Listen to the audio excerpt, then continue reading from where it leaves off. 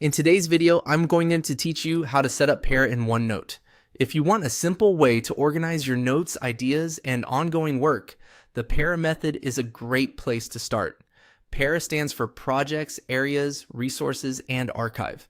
It gives you a clean structure that makes it easier to find what you need and keep your notebook organized over time.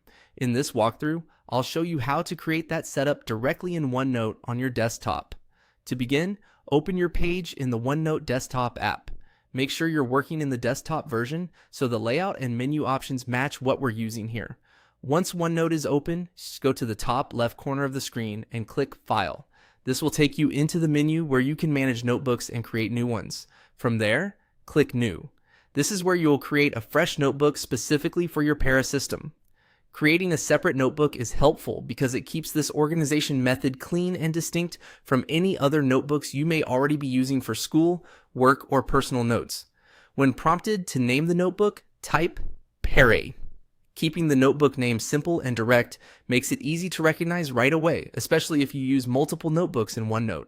After naming it, go ahead and create the notebook. Once your new Para notebook is ready, the next step is to create 4 sections inside it. In OneNote, sections act like major categories, so this is where the core structure of the Para method comes together. Add 4 separate sections to the notebook.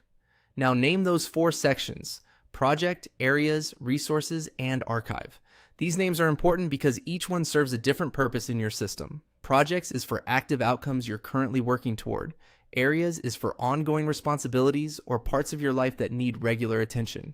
Resources is where you keep reference material, useful information, and things you may want to revisit later.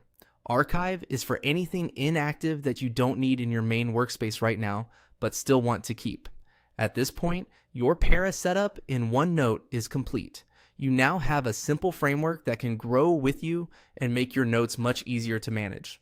A helpful tip is to be consistent with what you place in each section so your system stays useful over time. The more clearly you separate active work from reference material and archived content, the easier OneNote becomes to use every day. That's it for the setup. And now your OneNote notebook is ready to support the Para method.